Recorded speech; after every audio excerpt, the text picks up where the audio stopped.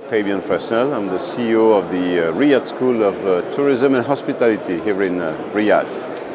Thank you so much for joining Breaking Travel News here at Tourise. First of all, why don't you just tell us a little bit about the institution? Well, the institution is almost created, so we will launch early 26 the first program. So that project started, along the KSA 2030 vision. It took some time to get started, but the purpose really of the school is not just to be a school, but to build an ecosystem of different training centers and schools across the kingdom, Dammam, Jeddah, Tabuk, Red Sea, Riyadh, obviously, and to help and accompany that KSA 2030 and beyond vision. That is a very large spectrum of needs. We're talking about hundreds of thousands of kids, whether this is culinary, front of the house, back of the house, retail, luxury, transport. You name it. If you see all those projects in Saudi, and I was saying earlier that the three, let's say, layers of complexity we have is we need to execute at speed, at scale, and across a large spectrum, which in my present life in education I've never seen before. It's absolutely an incredible, initiative. I think when we think about, as you said, the huge capability gap and unlocking the kind of capacity challenge that we have, not just here in KSA but the world. And again, Minister here is a huge proponent of the global kind of opportunity to upskill, and here you are pioneering a new way of really addressing and realizing that opportunity. Yeah, you're absolutely right. I know the ambitions are always big and we see what the reality tells, but the ambition is not only to train, but also to train differently. Because again, we cannot answer those needs at speed and scale using the same duration, programs, content. We need to leverage technology, we need to reduce duration, we need to increase the speed at which, and obviously efficiencies economically. Say we will need around 50 to 60,000 kids a year, when today the providers supply the market with less than 5,000 students. So we're really talking about 10xing the current capability. And I love the point you were making around sort of working with industry. This bridge between education and vocation. We've heard a lot at Tourise about sort of public-private kind of partnerships. Tell me more about that. Well, very often in academia, I'm afraid the name might not be well suited. You have that distinction between industry and academia and the schools. I think, and I was on a panel with the CEO of Kempinski. Today, more than ever, especially in Saudi Arabia, because if you want those programs to be subsidized, you need to have guaranteed employment. So we need industry to be our partners, but from the onset, number one. Number two, the Saudis, they want to build a career and they want to be promoted fast. And it took me 20 years to become a GM. I don't think any young Saudi today will have that patience. So industry has a role to play in terms of attractiveness and demonstrate that you can build a career fast enough for those young generations to find it aspirational. And as you said earlier, there is a worldwide crisis in terms of attractiveness of hospitality, tourism jobs. 500,000, empty, vacant jobs in France, millions in Europe. It's true everywhere. And Saudi will not be different, though the kids have a strong appetite to be part of the KSA 2030 vision. And you talked about technology there. Let's unpack that a little bit more, because to your point around scale and speed, technology in theory can be an enabler of that. I like the name. This is an enabler, because I always go back to the roots of what's hospitality and at large events and everything. It's a human condition. It's a social condition. No one can live with hospitality, gaming, playing, interaction, eating together. So our focus really will be to develop a core of skills around emotional intelligence, agility, human interaction, simulation through AI, immersive scenario. So we will use technology as an enabler. We will use technology to do 30-40% of the training online, not face-to-face, also reduce, increase efficiencies.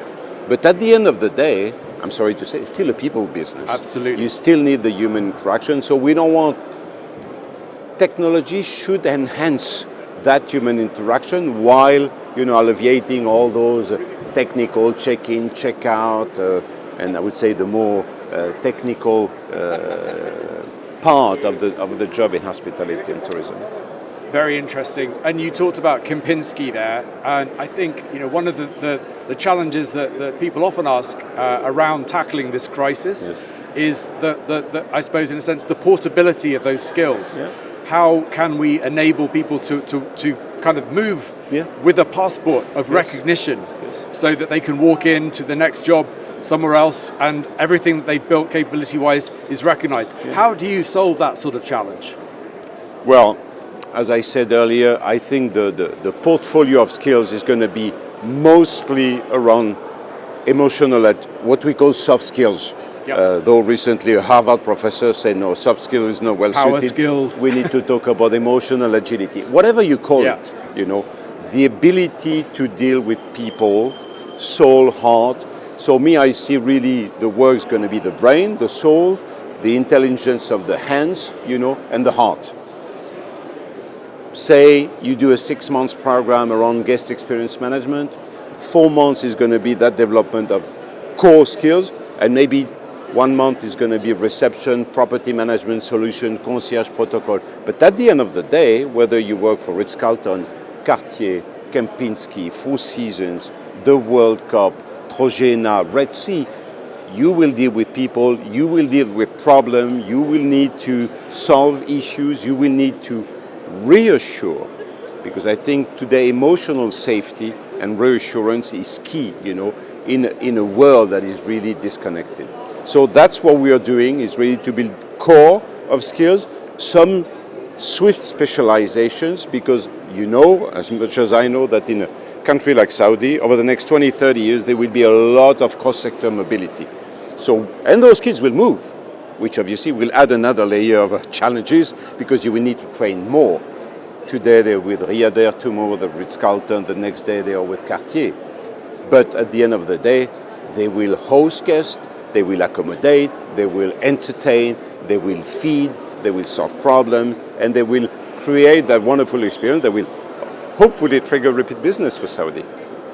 And there's a big issue, I think, that is compounding the skills crisis, I suppose, around accessibility. How is it you're going to kind of enable everyone and leave no one behind as part of your fantastic new institution?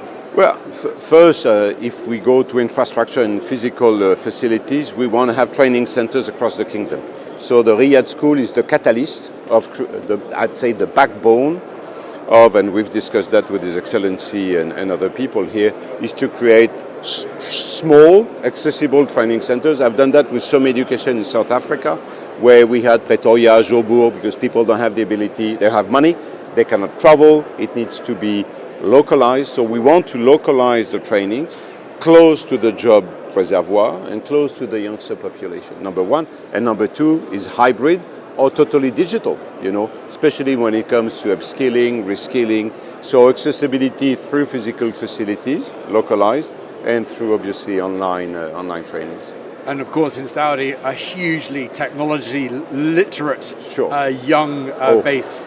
I've never seen anything like, the cell phone usage is quite, I'm not sure this is for education though, but we bet on this one.